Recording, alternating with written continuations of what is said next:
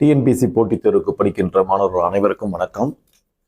இப்போ சமீபத்தில் நடக்கக்கூடிய டிஎன்பிசி தேர்வுகள்லாம் பார்த்தீங்கன்னா கொஸ்டின் பேப்பர்ஸ் ரொம்ப தரமாக இருக்குது.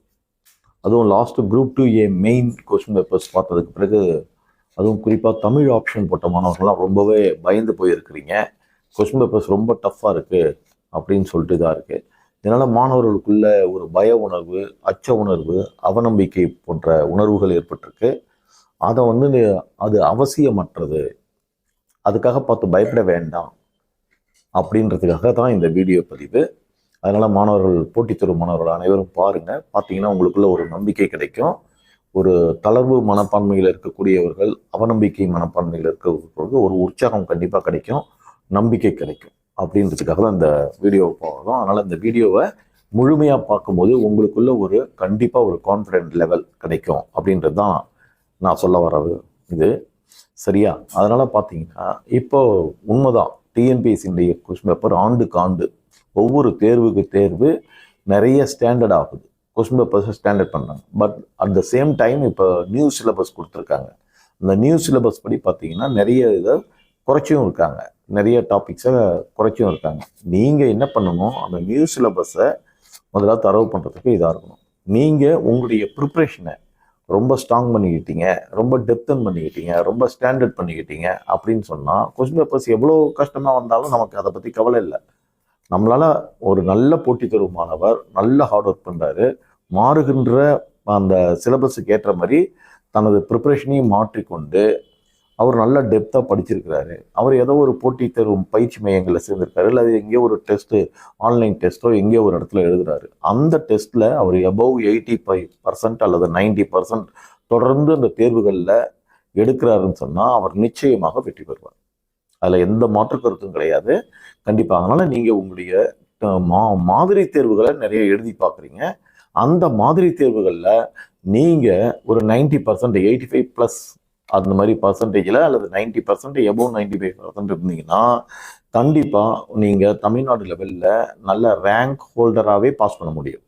ஃபஸ்ட்டு நீங்கள் உங்களுடைய இண்டிகேஷன் அங்கே தான் இருக்குது. அதுக்கு தகுந்த மாதிரி நீங்கள் உங்களுடைய ப்ரிப்ரேஷனை நீங்கள் சிஸ்டத்தை மாற்றிக்கணும். நீங்கள் மாறாமையே பழைய சிலபஸ் மாதிரியே பழைய அளவுலேயே பழைய கொஸ்டின் பேப்பர்ஸ் தரத்துலேயே அப்படியே படிச்சுட்டு வந்தீங்கன்னா, இப்போ வேர்ச்சொல்லேருந்து 2 வினைமுற்று கேட்குறாங்க அப்படின்னு சொன்னால் அதோட முடிச்சுக்க கூடாது. இப்போ அதை தாண்டி வந்துட்டாங்க இல்லையா? அப்போ வினை அச்சம் கேட்டிருக்காங்க, ஒரு வேர்ச்சொல்லேருந்து வினை அச்சம் கேட்குறாங்க அப்படின்னா அந்த வினை அச்சத்தோட முடியக்கூடாது. இப்போ செய்ய என்னும் வாய்ப்பாட்டு வினையச்சம், செய்யின் என்னும் வாய்ப்பாட்டு வினையச்சம், செய்தி என்னும் வாய்ப்பாட்டு வினையச்சம்னு உள்ளே போகிறாங்க.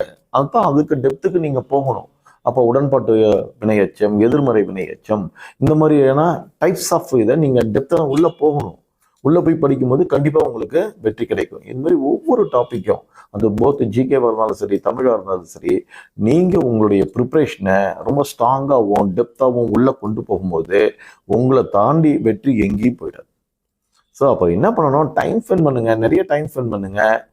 லைஃப் ஆச்சு இது இல்லையா? லைஃப், நமக்கு வேலை கிடைக்குதுன்றது ஒரு லைஃப். அந்த லைஃபுக்கானதை நிறையா பண்ணிங்கன்னா கண்டிப்பாக கிடைக்கும். அதுக்காக அவநம்பிக்கையாவோ இதை விட்டு போயிடுறதுன்னு கிட்டத்தட்ட 2 வருஷமோ அல்லது 3 வருஷமோ, சில பேர் 4-5 வருடங்களை கூட கடுமையாக இருக்கலாம். தோல்வியோட திரும்பி போகலாமா? இத்தனை ஆண்டுகளை வீணாக்கிட்டு வேலைக்கு போய் ஆஃபீஸில் உட்காரணும் அப்படின்ற எண்ணத்தோடு தான் இருக்கணும். கிட்ட வந்துட்டோம் இல்லையா? ஒரு அரசு அலுவலகத்தினர் வாசல் படி வரைக்கும் வந்துட்டீங்க. நீங்கள் உங்கள் ப்ரிப்ரேஷன் மூலமாக உள்ளே போய் இருக்கையில் உட்காரணும். அந்த உள்ளே போய் இருக்கையில் ஒரு அப்பாயின்மெண்ட் ஆர்டர் உட்கார்றதுக்கு இந்த தேர்வுகள் உங்களுக்கு சாவிகளாக இருக்குது. அவ்வளோதான். அப்போ மிக அருகில் இருக்கிறீங்க. அதனால் யாரும் பேக் அடிச்சுலாம் போகக்கூடாது, பேக் அடிச்சு போகக்கூடாது. இதில் நீங்கள் செய்ய வேண்டியது என்னென்னா, நீங்கள் உங்களுடைய ப்ரிப்ரேஷனை மனசளவில் முதல்ல ப்ரிப்பேர் பண்ணிக்கிட்டு உங்களை ப்ரிப்ரேஷனை நல்ல டெப்த்தாக, ஏன்னா கண்டிப்பாக உண்மை தான், அதில் தப்பு கிடையாது. டிஎன்பிஎஸ்சி இப்படி பண்ணும்போது தான் நாளுக்கு நாள் இன்க்ரீஸ் ஆகிற அந்த போட்டியை 20 லட்சம் பேர், 25 லட்சம் பேர்லேருந்து அவங்க கொண்டு வரணும்.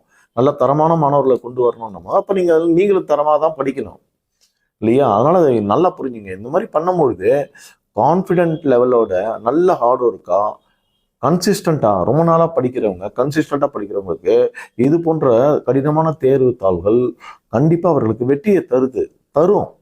அதில் எந்த மாற்று கருத்தும் இல்லை. அதனால் hard work students question papers டஃப்பாகவும் ஸ்டாண்டர்டாகவும் இருக்கணும்னு விரும்புங்க. அப்போ அதை பார்த்து பயப்படக்கூடாது. பயப்படாமல் அந்த மாதிரி பண்ணும்பொழுது தான் உங்களுக்கு கண்டிப்பாக கிடைக்கும், வெற்றி கிடைக்கும். அதான் நீங்கள் முதல்ல நல்லா பார்த்துக்கணும். சரியா? அதனால பாருங்க, பயிற்சி மையங்களும் இந்த இடத்துல பார்த்தீங்கன்னா, அந்த பயிற்சி மையங்களும் மாறுகிற சிலபஸுக்கு ஏற்ற மாதிரியும் வருகின்ற கொஸ்டின் பேப்பர்ஸுக்கு ஏற்ற மாதிரி தங்களுடைய பயிற்சியை அவங்களும் மாற்றிக்கணும். அந்த மாதிரி மாற்றிக்கும் போது தான் அவங்களை நம்பி வரக்கூடிய மாணவர்களும் கரை சேருவார்கள் அப்படின்றத அவர்களும் உணர்ந்திருக்கணும் அப்படின்றதையும் ஒரு வேண்டுகோளாக நம்ம இந்த இடத்துல வைக்கலாம். சரியா? அதாவது என்ன சொல்றதுன்னா, ஆசிரியர்களும் தங்களை அப்டேட் பண்ணிக்கணும். வர்ற கொஸ்டின் பேப்பர்ஸுக்கு தகுந்த மாதிரி, இப்போ இருக்கிற நியூ சிலபஸுக்கு தகுந்த மாதிரி தங்களது கோச்சிங் மெத்தடு முறையை, சிஸ்டத்தை மாற்றி நம்பிக்கையோட அவங்களுக்கும் நம்பிக்கையை ஊட்டணும்.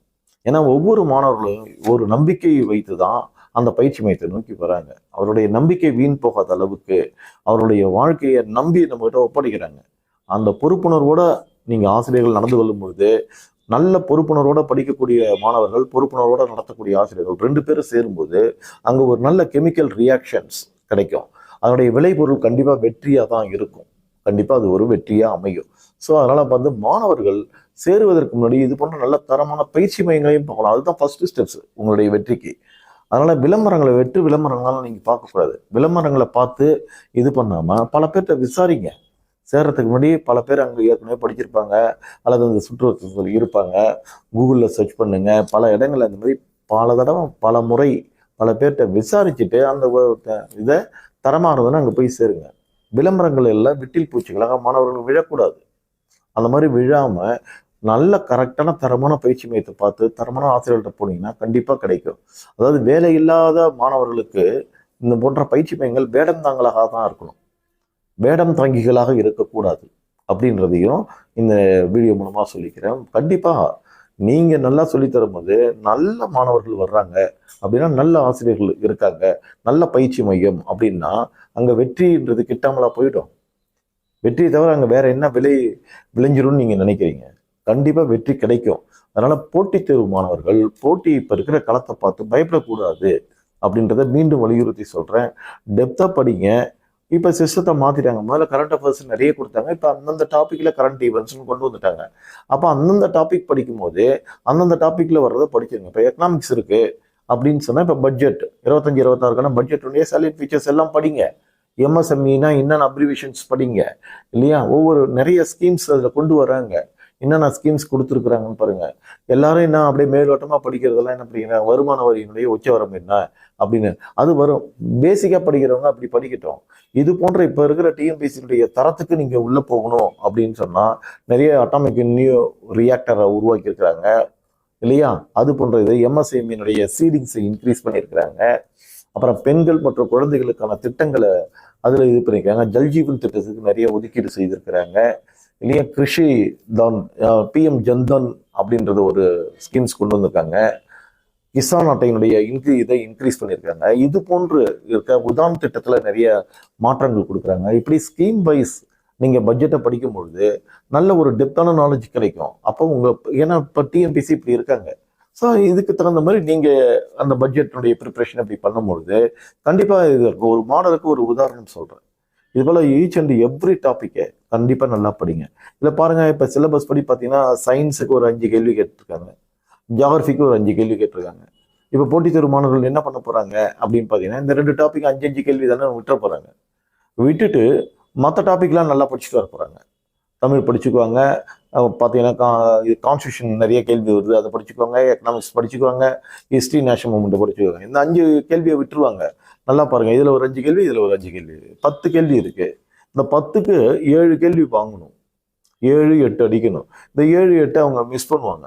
அந்த 7, 8ல் ஒரு கேள்வி அல்லது 2 கேள்வி உங்களுடைய வாழ்க்கை தரத்தையும் வேலையையும் உங்கள்கிட்ட இருந்து இழுத்துது, பறிச்சிருது. ஸோ ஒரு கேள்வி 2 கேள்வியில் உங்களுடைய மார்க் ஆயிரக்கணக்கான பேர், 2000, 3000 பேருக்கு நீங்கள் பின்தங்குறீங்க. அதுக்குள்ளே போஸ்டிங்ஸ் முடிஞ்சிருது. அதனால இந்த போட்டித் தேர்வு மாணவர்கள் அந்த மனநிலையை எடுத்துக்கொள்ளக்கூடாது. ஸோ சயின்ஸையும் படிங்க, ஜியாகிரபியும் படிங்க. மற்றதுக்கு அதிக இம்பார்ட்டன்ஸ் கொடுத்தீங்கன்னா அட்லீஸ்ட் இதுக்கு ஒரு 50 to 70% இம்பார்ட்டன்ஸாக கொடுக்கணும். செலக்டிவான சில இடங்களில் படிங்க, ப்ரீவியஸ் கொஸ்டின்ஸை ரிவைஸ் பண்ணி பார்த்து படிங்க. ஸோ உங்களுடைய ப்ரிப்ரேஷனை எந்த காலத்தையும் விடாதீங்க. ரொம்ப லாங்காக இருக்குது அப்படின்னு நினச்சி ஏமாறாதீங்க. நீங்கள் லாங்காக இருக்குன்னு நினச்சிட்டு உங்களுடைய ப்ரிப்ரேஷனை தள்ளி தள்ளி போட்டுட்டு வந்தீங்கன்னா உங்களுடைய வெற்றியும் தள்ளி தள்ளி தள்ளி போய்கிட்டே இருக்கும். இன்னைக்கு வருது, நாளைக்கு வருது தேர்வு. இன்னும் விரைவில் வரப்போகுது தேர்வு என்ற மனநிலையோட நீங்கள் படிக்கும் பொழுது மிக விரைவில் உங்களுக்கு வெற்றி கிடைக்கும். ஸோ எல்லாரும் வெற்றி பெறுங்க. தேங்க்யூ.